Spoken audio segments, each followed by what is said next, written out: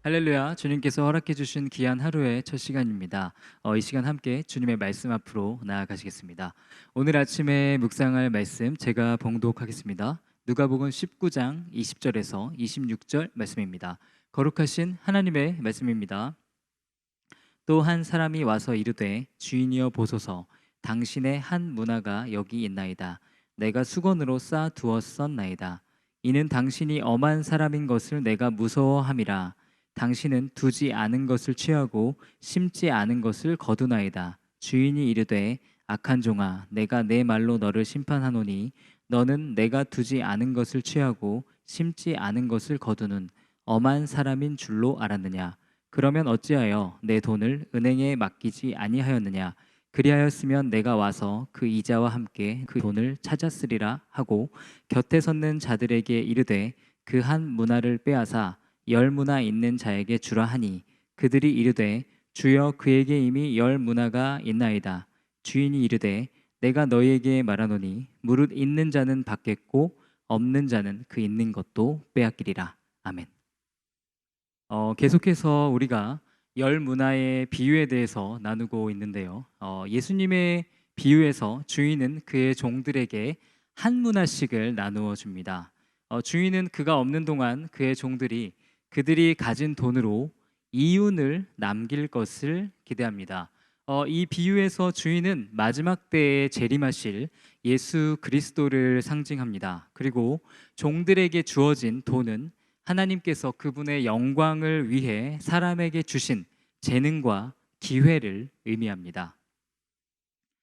예수님의 비유의 앞부분에 등장하는 주님께 칭찬받은 두 종들과는 달리 본문의 종은 자신이 가진 돈으로 어떤 이윤도 남기지 못합니다.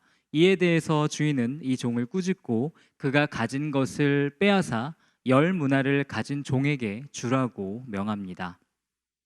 본문의 이야기는 우리에게 그리스도인의 사역에 관한 중요한 가르침들을 주고 있습니다.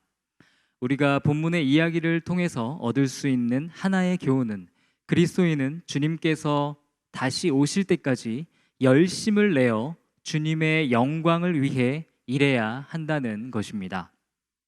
본문의 악하고 게으른 종은 그가 주인에게 받은 돈을 가지고 아무 일도 하지 않았습니다. 그는 그가 받은 한 문화로 장사를 해서 더 많은 문화를 만들 생각이 없었고 그것을 맡겨서 은행에서 이윤을 남길 생각도 없었습니다. 주인을 사랑하지 않고 주인이 원하는 것이 무엇인지에 대해 관심이 없었기 때문에 자신이 그 돈으로 무엇을 할 수 있을지에 대한 고민도 없었던 것이죠. 주인의 뜻과 주인이 맡긴 돈은 그의 인생에서 중요하지 않았습니다. 이 악하고 게으른 종은 오직 이 땅에서의 삶에만 집중하고 영적인 가치에 대해서는 마음을 쓰지 않는 사람을 떠오르게 합니다. 이러한 사람은 물리적인 세계를 넘어서는 보이지 않는 세계에 대해서는 관심이 없습니다. 영적인 일, 하나님과 관계된 일은 항상 뒷전이고 그런 일들은 삶의 구석에 처박혀 있습니다. 신앙과 관련된 일들을 귀찮아하고 성의 없게 처리하고 미루는 것을 당연하게 생각합니다. 하나님의 뜻이 무엇인가 보다는 어떻게 하면 내가 더 편안할 수 있을까에 관심이 있죠. 오늘 본문의 말씀을 묵상하시면서 나에게도 악하고 게으른 종과 같은 모습이 있지는 않은지 돌아보기를 원합니다. 먹고 사는 문제에 대한 염려로 가득해서 세상의 즐거움에 빠져서 영적인 세계에 대한 관심을 잃어가고 있지는 않습니까? 하나님의 칭찬보다는 사람의 칭찬이 더 중요하게 느껴지지는 않으신지요? 예수님께서는 누가복음 6장 45절에서 사람은 마음에 가득한 것을 말한다고 말씀하십니다. 내가 최근에 사람들과 대화를 할 때 가장 자주 말하는 단어들은 무엇입니까? 한번 생각해 보았으면 좋겠습니다. 그것들이 하나님의 나라에 관한 것들, 영원한 세계, 하나님과의 관계에 대한 것들입니까? 아니면 이 땅에 속한 일들에 대한 것들입니까? 나의 마음은 지금 무엇으로 가득 채워져 있습니까? 사도 바울은 골로새서 3장에서 말합니다. 그러므로 너희가 그리스도와 함께 다시 살리심을 받았으면 위의 것을 찾으라. 거기는 그리스도께서 하나님 우편에 앉아 계시느니라. 위의 것을 생각하고 땅의 것을 생각하지 말라. 이는 너희가 죽었고 너희 생명이 그리스도와 함께 하나님 안에 감추어졌음이라. 우리 생명이신 그리스도께서 나타나실 그때에 너희도 그와 함께 영광 중에 나타나리라. 또한 베드로전서 2장에서 베드로는 그의 편지를 읽는 성도들에게 말합니다. 사랑하는 자들아, 거류민과 나그네 같은 너희를 권하노니 영혼을 거슬려 싸우는 육체의 정욕을 제어하라. 아멘. 우리의 시민권은 이 땅에 있지 않고 천국에 있습니다. 주님께서는 우리에게 결국 사라져버릴 세상의 것들이 아닌 하늘의 상급을 위해 영원한 하나님의 나라를 위해 살 것을 명령하십니다. 우리는 또한 주님께서 우리에게 주신 재능을 가지고 어떻게 하면 하나님께 영광을 돌릴 수 있을지 끊임없이 고민해야 합니다. 이 시간 지금 내가 사용하지 않고 묻어둔 달란트가 무엇인지 생각해 보았으면 좋겠습니다. 더 부지런해지는 것이 싫어서 또는 더 신경 쓸 일이 많아지는 게 두려워서 사용하지 않고 있는 재능이 있지는 않으십니까? 우리는 그러한 재능들이 우리의 것이 아니고 하나님께서 당신의 영광을 위해 우리에게 주신 것임을 잊어서는 안 됩니다. 우리에게는 그것들을 사용해서 하나님을 영화롭게 해야 하는 책임이 있는 것이죠. 말씀 삶 공동체 성도님들이 현실에 안주하지 않고 더욱 열심을 내어 하나님과 교회를 위해 헌신하시기를 주님의 이름으로 축복합니다.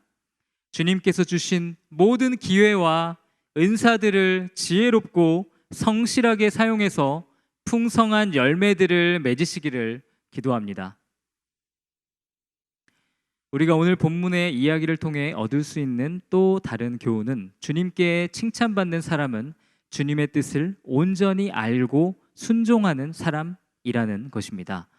비유에서 주인에게 책망을 받은 종은 칭찬을 받은 종들과 마찬가지로 주인이 엄격하고 빈틈이 없는 사람이라는 것을 알고 있었습니다.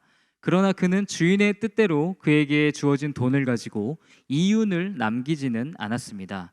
종은 주인이 진정으로 바라는 것은 단순히 돈을 잃어버리지 않고 보관하는 것이 아니라 그 돈을 가지고 이윤을 만들어내는 것임을 알지 못했거나 알면서도 순종하지 않았던 것 같습니다. 우리가 주님께 칭찬받는 삶을 살기 위해서는 주님의 뜻을 제대로 알고 그 뜻대로 순종하는 것이 필요합니다. 그러기 위해서는 먼저 주님의 뜻을 알기 위해 하나님의 말씀을 가까이 해야 합니다. 성경을 읽고 연구하고 묵상함을 통해 하나님께서 뜻하신 바를 정확하게 파악하려고 애써야 하는 것이죠. 또한 주님의 뜻을 알게 된 데에서 멈추면 안 되고 그 뜻대로 행하려는 마음의 결단이 있어야 합니다. 어떤 사람은 하나님의 뜻을 알지만 실천을 하지 않아서 문제가 되고 어떤 사람은 하나님의 뜻을 제대로 알지 못하고 행동을 해서 문제가 되죠. 이 두 가지 일이 어느 한쪽도 부족함이 없이 잘 이루어질 때 우리는 성숙한 신앙을 가질 수 있습니다. 나에게 부족한 면은 무엇입니까?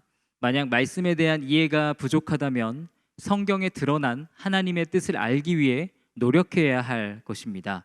성경을 가까이 하는 것이 어색하고 성경을 배우는 일이 지루하게 느껴져도 우리는 절대로 그 일을 게을리해서는 안 됩니다. 그것은 우리의 영적 생활에 성패를 좌우합니다. 다른 어떤 일보다 우리의 삶에서 우선시 되어야 하는 일이죠. 만약 우리의 문제가 하나님의 뜻을 알면서도 행치 않는 것이라면 성령님의 도우심을 구하며 기도하고 결단하는 것이 필요하겠죠. 오랫동안 주님 앞에 포기하지 못한 부분이 있으시다면, 습관적으로 불순종하는 삶의 영역이 있으시다면 오늘 아침에 그 문제를 가지고 주님께 나아가시기를 바랍니다. 나를 해치고 나와 하나님 사이를 멀어지게 하는 그 문제들을 더 이상 그대로 내버려 두지 마시고 주님 앞에 나아가 회복의 은혜를 구하시기를 바랍니다.